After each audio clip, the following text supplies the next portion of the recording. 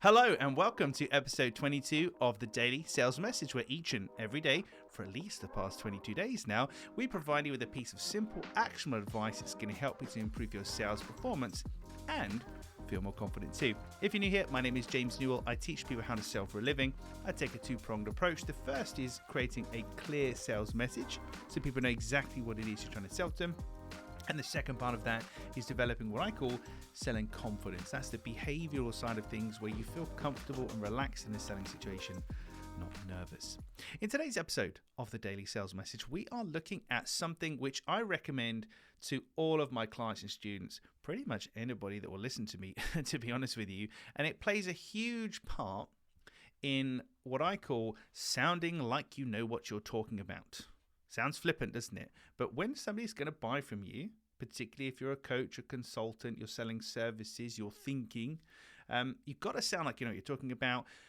And you will maybe be asked this question, if not, it's implied, how do you do what you do? How do you do what you do?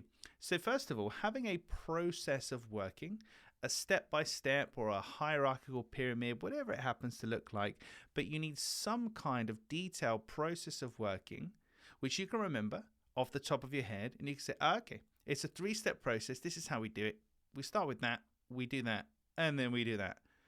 But it's got to be something so simple you can remember it, and you can record it in conversation. That's kind of stage 1. That's the basic. The second stage, this is where the magic happens.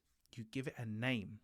And it really doesn't matter what the name is necessarily. The fact it has a name implies value. So at Clear Sales Message, this started many moons ago when somebody said to me in my very early stages, before I knew what I was doing, some people still say I don't know what I'm doing, but somebody asked me, hey James, what does it mean to be clear? Which is kind of an equivalent of, how do you do it? What do you do? What's the background here, etc. And I didn't have an answer for them. I just looked at them and said, I don't know, it's just clear. And I was in a networking group at the time in front of like 30 people. And it was embarrassing. So I swore to myself that I would definitely answer that question. I wouldn't only answer it, I'd turn it into a weapon in my business, something that would really help me rather than hinder me. I was very much stung by that. So I worked out that how do you make something clear? Well, there's 5 elements to this. So when somebody asks me how I create a clear sales message, one of the articulations I have is this. There are 5 markers that we're looking for. The content we produce, the wording we use, it has to be client focused. It has to be logical.